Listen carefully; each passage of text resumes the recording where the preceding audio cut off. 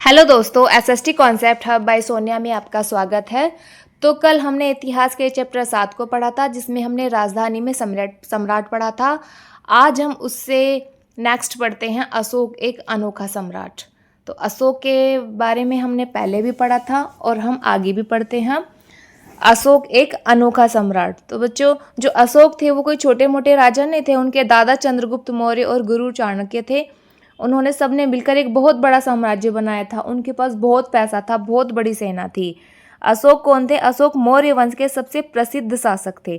तो मौर्य वंश के अगर आपसे पूछा जाए सबसे प्रसिद्ध शासक कौन थे, तो आपका जवाब होना चाहिए अशोक। तो मौर्य वंश के जो सबसे प्रसिद्ध शासक थे वो थे अशोक, जिन्होंने अपने अभिलेखों द्वारा जनता तक अपने संदेश पहुंचाने की कोशिश की। तो जो अशोक थे वो मौर्य वंश के ऐसे पहले शासक थे जिन्होंने अपने संदेशों को जनता तक पहुंचाया। वो भी कैसे? अभिलेखों द्वारा। अभिलेखों पर अपने संदेश को वो खुदवा दिया करते थे, जिससे सारी जनता उनके संदेश को पढ़ सके। अशोक के ज़्यादातर अभिलेख प्राकृत भाषा में हैं और ब्राह्मी लिपि में हैं। तो ये भी बच्चों आपको याद रखना चाहिए कि अशोक के जो अभिलेख हैं उनकी जो भाषा थी वो प्राकृत थी और लिपि कौन सी थी? वो ब्राह्मी लिपि थी। तो आगे हम चलते हैं कलिंग युद्ध। कलिंग युद्ध के वर्णन के विषय में हम पढ़ते हैं। कलिंग युद्ध भी एक फेमस युद्ध था, जिसके बारे में हम आज इतिहास में पढ़ते हैं, जिसके बाद अशोक की जिंदगी बदल गई। इस युद्ध के बाद अपने एक अभिलेख में अशोक ने यह बात कही। तो देखिए, जो कलिंग युद्ध का वर्णन मिलता है ना, ये भी हम जो आज पढ़ पा रहे हैं, ये भी उन्होंने एक अभिलेख पर ऐसे खुदवा दिया होगा। तो आज हम कलिंग युद्ध के विषय में जानकारी प्राप्त कर सकते हैं। तो एक अभिलेख में अशोक ने यह बात कही थी, राजा बनने के 8 साल बाद मैंने कलिंग विजय की। तो देखिए, ये जो कलिंग युद्ध हुआ था ये कब हुआ था? जब ये अशोक राजा बनने के 8 साल बाद, अशोक राजा बन चुके थे, उसके 8 साल बाद उन्होंने कलिंग पर विजय प्राप्त करने की सोची। अशोक सब कुछ जीतना चाहते थे, इसलिए उन्होंने कलिंग पर हमला किया था। लगभग 1.5 लाख लोग बंदी बना लिए गए, 1 लाख से भी ज़्यादा लोग मारे गए। इससे मुझे अपार दुख हुआ। क्यों? जब किसी स्वतंत्र देश को जीता जाता है, लाखों लोग मारे जाते हैं और बहुत सारे बंदी बनाए जाते हैं। इसमें ब्राह्मण और श्रमण भी मारे जाते हैं। जो लोग अपने सगे संबंधियों और मित्रों को बहुत प्यार करते हैं तथा दासों और मृतकों के प्रति दयावान होते हैं, वे भी युद्ध में या तो मारे जाते हैं या अपने प्रियजनों को खो देते हैं। इसलिए मुझे पश्चाताप हो रहा है। अब मैंने धर्म पालन करने एवं दूसरों की शिक्षा देने का निश्चय किया है। मैं मानता हूँ कि धर्म के माध्यम से लोगों का दिल जीतना बलपूर्वक विजय पाने से ज़्यादा अच्छा है। मैं ये अभिलेख भविष्य के लिए एक संदेश के रूप में इसलिए उत्कीर्ण कर रहा हूँ कि मेरे बाद मेरे बेटे और पोते भी युद्ध ना करें। तो देखिए, उन्होंने इस युद्ध के बाद अभिलेख खुदवाया, उस पर उत्कीर्ण करवाया ये सब, कि जो मेरे आने वाले आगे बेटे हैं और पोते हैं वो भी भविष्य में कभी युद्ध ना करे। तो उन्होंने देखिए इस युद्ध को जीत भी लिया था, इस पर हमला करके। लेकिन वो युद्ध तो जीत गए, लेकिन मैदान में 1 लाख लोगों की लाशें और परिवार को रोता देखकर उनका दिल पिघल गया। उन्होंने दुनिया के इतिहास में पहली बार ऐसा फैसला लिया कि जो किसी राजा ने नहीं लिया था। जीतने के बाद युद्ध का हमेशा के लिए त्याग कर दिया और उन्होंने बौद्ध धर्म को अपना लिया था। तो देखिए, हमने पढ़ा कलिंग के विषय में, ये आपको जरूर याद रखना है। धम्म क्या है? धम्म संस्कृत शब्द धर्म का प्राकृत रूप है। तो ये जो धम्म है, जो उन्होंने धम्म को अपनाया था, तो ये धम्म क्या है? ये संस्कृत का प्राकृत रूप है। आगे चलते हैं हम। अशोक का कलिंग युद्ध। तो अशोक का कलिंग युद्ध में क्या है, हम पढ़ते हैं इसमें। कलिंग तटवर्ती उड़ीसा का प्राचीन नाम है।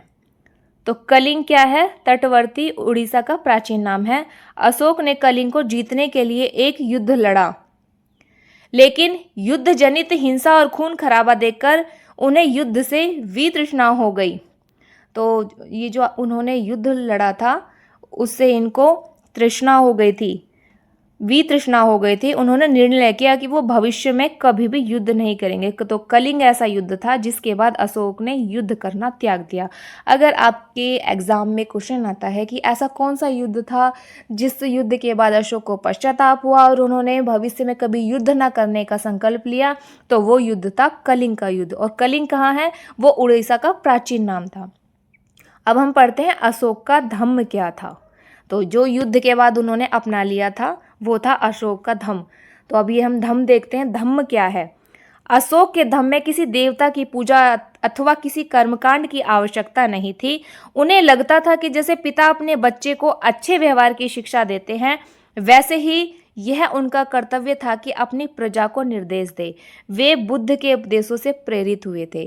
तो देखिए, जो युद्ध छोड़ने के बाद अशोक ने बौद्ध धर्म अपना लिया और अपना एक नया रास्ता बना लिया जिसे धम्म कहते हैं।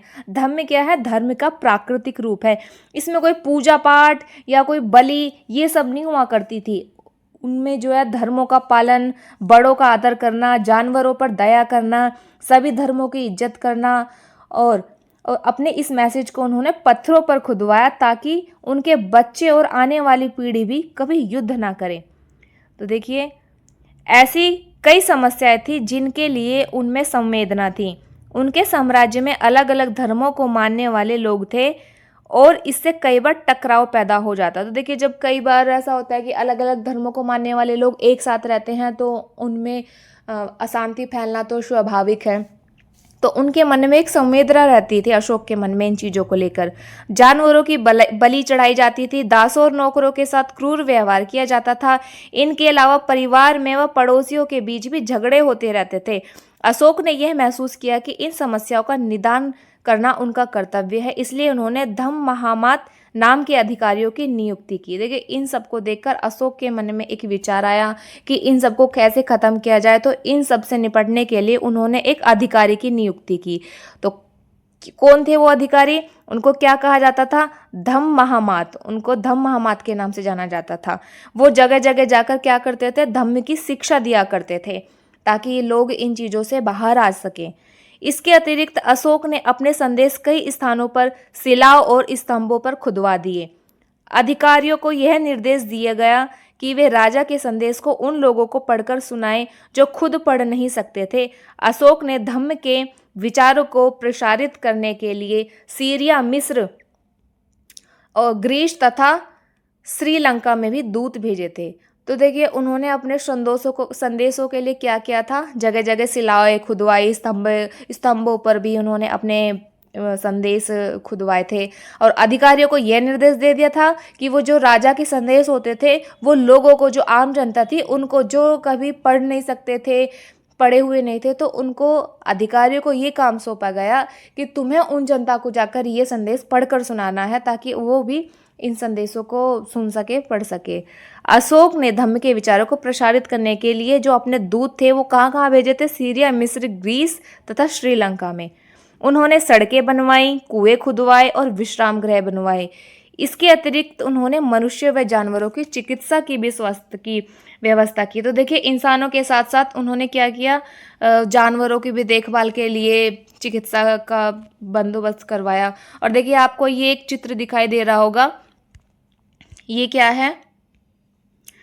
ये है उत्कृष्ट पॉलिश वाले पत्थर की इस मूर्ति को देखो। यह बिहार के रामपुरवा में मिले एक मौर्यकालीन स्तंभ का हिस्सा है।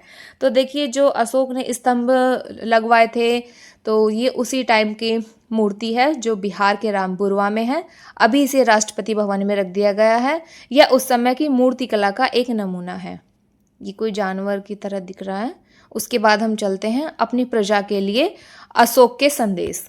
तो जो अशोक थे उन्होंने अपनी प्रजा के लिए क्या संदेश दिए, ये पढ़ते हम। लोग विभिन्न अवसरों पर अनुष्ठान करते थे। उदाहरण के लिए, जब वे बीमार होते थे, जब उनके बच्चों का विवाह होता था या बच्चों के जन्म पर, और जब यात्रा शुरू करते थे तब वे तरह तरह के अनुष्ठान करते थे। ये कर्मकांड किसी काम के नहीं थे। देखिए, ये तो आजकल भी होता है कि जब कोई बीमार हो जाता है, बहुत से लोग ऐसे हैं जो अंधविश्वास में आज भी लिप्त हैं।